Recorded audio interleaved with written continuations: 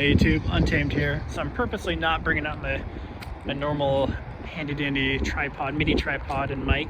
That sounds a lot better, just so I'm not totally making a scene right out front of the dealership here. But I wanted to share this with you. Obviously a Heritage Edition in the magnetic gray metallic. I have not seen one in person in this color. Obviously I've seen magnetic gray before, but not on the Heritage. So I figured I'd do a walk around and just show it to you and see what you thought. So this is the third row, so MSRP is at just over 91,000.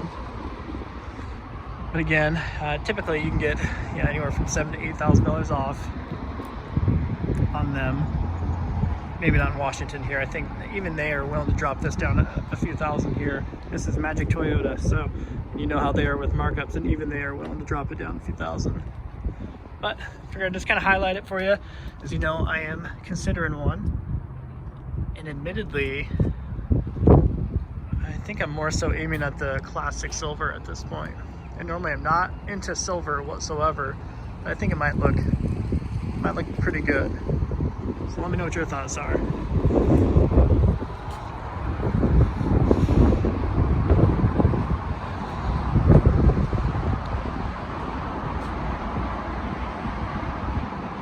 It does look good though, I gotta admit. It just not being black, you can see a little more of the accents, and things pop a little bit better on magnetic gray compared to black. Got the classic Toyota badge there, Land Cruiser badge, which is sweet. I'll pop in too and I'll show you the third row.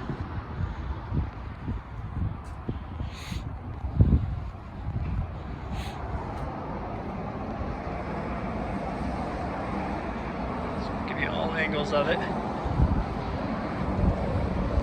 I think it would look great with this blacked out.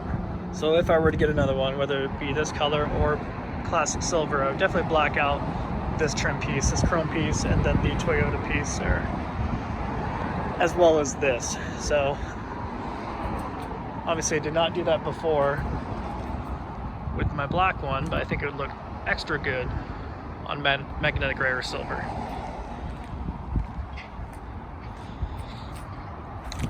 And I would absolutely bring up the front on the next one, because it does squat down quite a bit up front, huh? You guys know the front end has that darkened chrome, which is unique to the Heritage Edition, and then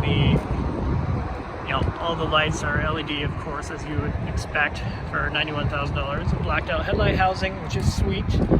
Your radar is integrated within the Toyota badge there. Adaptive cruise control, Toyota safety sense. It does not have lane keep assist. It does have the warning, so when you're coming out of the lane, it'll just kind of beep at you, but it won't actually bump you back into the lane. There's that dip in the hood, which is cool. And I like being able to actually see the blacked out mirror caps, whereas you never notice on the black, right? Just opening the door again is always an immediate reminder of just the quality of this over the 4Runner. Just opening the door, and if you have a Land Cruiser, if you've driven one, you know exactly what I'm talking about. The heft of it is so much more than a 4Runner. So it definitely feels, people described it as a what are those, like a driving around in a bank vault. That's what it kind of feels like. And it definitely feels bulletproof. There's the seats. Definitely missed that compared to the soft text material that you get in the 4Runner 280 Pro. There's the steering wheel with the wood trim that I'm indifferent on. I used to hate it, but now I'm okay with it. There's the gauges there. And then this, admittedly, I prefer the 4Runner center stack.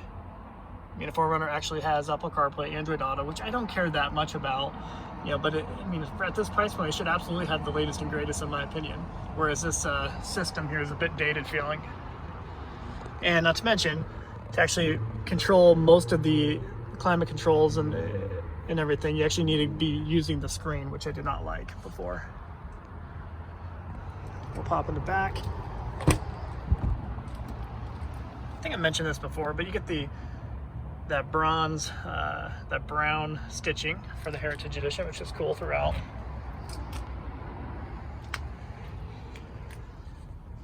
This does kind of look ancient to some degree right here, but at least you have it. My wife misses these, like the back seat top air vents for the kiddos, so she misses that. And this, I don't know how I feel about that. You know, it is cramped back there, so that is not ideal. And that is honestly the only reason why I would compromise and get a Sequoia over this, if it comes down to that, just because it is a lot more conducive for kiddos. You know, the Sequoia 2, you're probably get a pass-through center where you can actually walk back there to the third row, in a spacious third row. So a little bit more conducive for kiddos.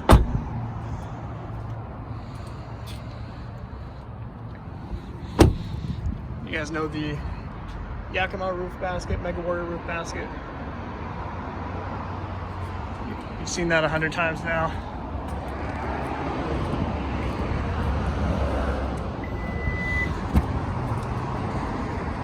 Pop that open, nice and slow. Just to kind of show you the back seat space here.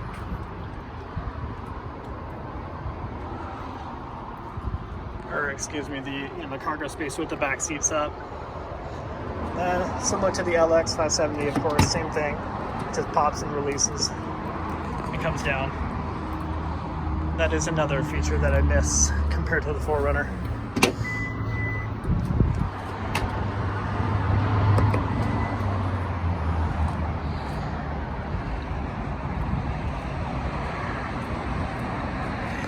These wheels, I'll tell you what, these are amazing. And you guys know, I think I mentioned it in a previous video, you actually have to have a Land Cruiser Heritage Edition VIN number to actually order these through Toyota.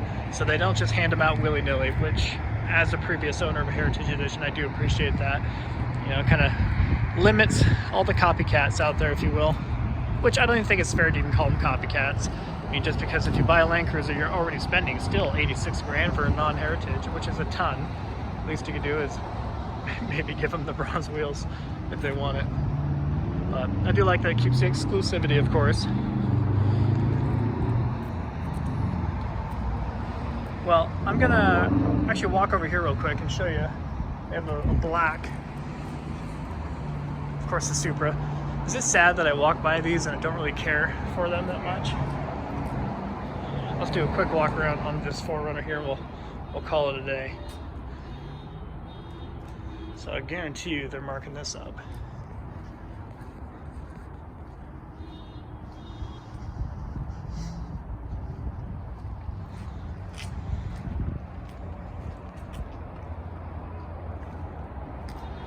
Let's see.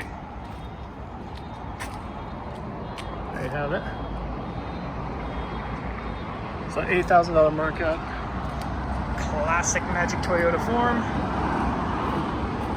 You guys know, don't pay that.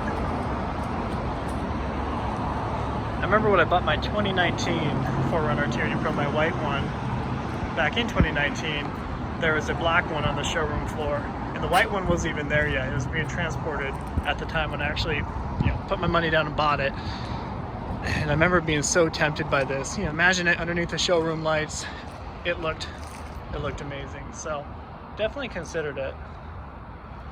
But my OCD got the best of me, and I knew I would not be able to. Similar to my Land Cruiser, the little micro scratches on black just drive you nuts. Here are the new wheels for 21.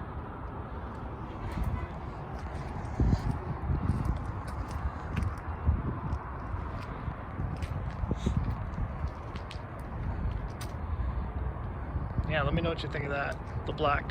And would you get super white over that?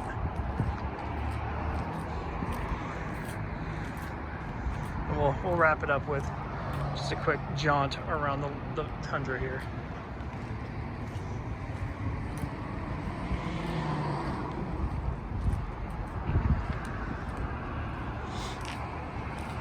All right, guys. we'll wrap up the video there. We're just at 10 minutes. Appreciate you guys watching as always. Until next time.